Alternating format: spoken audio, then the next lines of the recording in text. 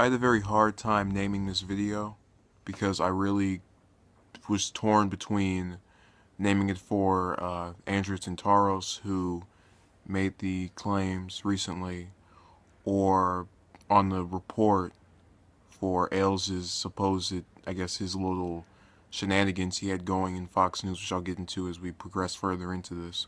So I'm just going to name it Roger Ailes Part 2. I mean, I really don't know what else to call it.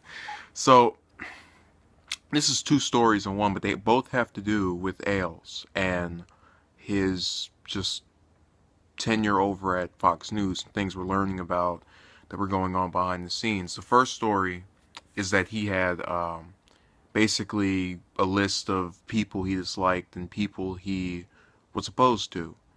Now these are, we haven't seen this list or just been aware of it beforehand, so it's new information and things are still coming out about it. But the point is, he used Fox to his benefit and to further, I guess, the demise of people that he wasn't a fan of, which is very Nixonian, if you will, and I guess in a way, history repeating itself on a lower scale, a much lower scale, for anyone that gets that reference.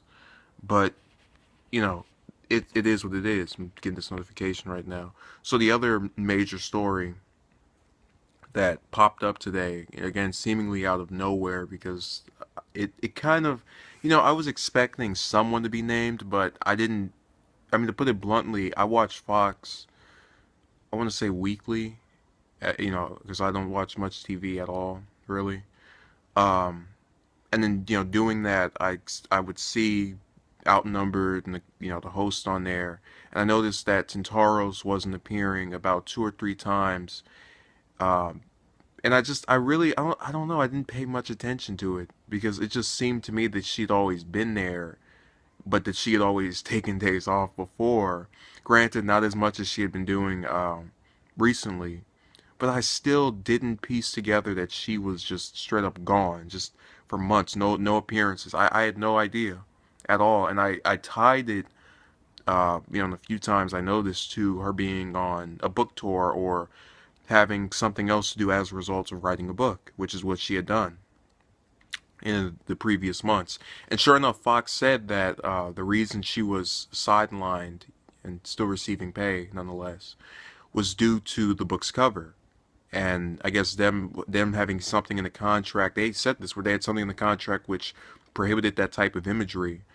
And now it's being claimed that it was actually a result of her wanting to file or just kind of, persist with allegations relating to Ailes harassing her in a sexual manner. So you have an example here of I'm going to believe her, of a company basically going out of its way to shield someone who just has all of these women accusing him of this behavior. And, this isn't something where, oh, it's just one or these two or these three. Multiple women coming up and saying, it was him, he did it, he did it, he did it. And I think Fox is really learning, not the company overall, but just people, whoever on top, besides Ailes, that is backing him as much as they are, they either have willed themselves to believe that none of this stuff is true, which would be incredible to me if none of it was true, but I sincerely doubt that. Or they know, and they have this thing where they just want to keep, trying to push under the rug and ignore it by removing the people who uh, are affiliated with Ailes in this manner. So all the people are accusing him of doing this to them. They're all going to get ignored because they think that's the way to handle this. If you don't address something, just leave it there and it'll disappear after a while. It'd be like if I spilled coffee on the ground and I just let the that substance lay on the floor and it'll dry eventually. Yeah, it'll dry, but the problem is when it finally does dry, it'll be so sticky to where if I step in it, I'm just going to keep remembering it. And that's kind of what this situation is. Did getting rid of Carlson last month solve the problem? Well, it solved the issue of her working there, yes, but look what's happened now. You have more women coming out and stepping forward, and now you have, for Ailes, one less person to mess with over at the company, which is good for us, not for him necessarily, because he's apparently into that. So it just it's a the point is things need to be addressed, and by continuing to back him, I think Fox or whoever again is in charge. I'm sure it's not the whole company. We know it's not the whole company because it's multiple women coming forth and stating the same thing. They are ignoring this, and it's problematic, and it needs to be just condemned because you can't have a guy at that level of power just treating other employees that way. If I say customers, as if people walk into Fox and just, oh, I'd like a cappuccino. I'd like some McDonald's. No. Um, so I'm looking forward to seeing what happens. I really, if he did this stuff, which is what I'm betting on, I hope he gets some type. There needs to be some kind of. I mean, I know he stepped down.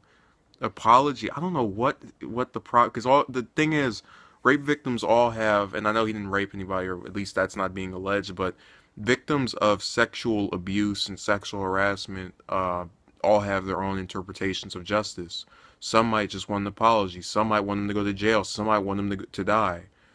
There's so many different ways this could be handled, and I can't speak for them, but I hope that at the very least they get something in return for this. Obviously, he stepped down, but I just feel as if they some accommodation. I don't know. I really wish that we could have a system in place where victims of legitimate sexual harassment weren't made out to be whores and vilified for ruining careers and just trashed. And it's something that we need to correct. But anyways, I'm done being on the tirade. So have a good day.